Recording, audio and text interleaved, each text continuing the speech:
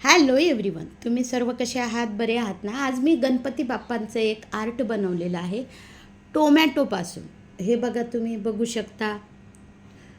टोमॅटोचा चेहरा केलेला आहे, सोंड केलेली आहे, हात, पाय, मुकुट, कान आणि हे जे डोळे आहेत, एवढं क्लिअर दिसत नाही आहे. डोळे जे आहेत त्यामध्ये मी लवंगांचा वापर केलेला आहे. त्याला थोडीशी ब्लॅक कलरची नेलपेंट लावलेली आहे.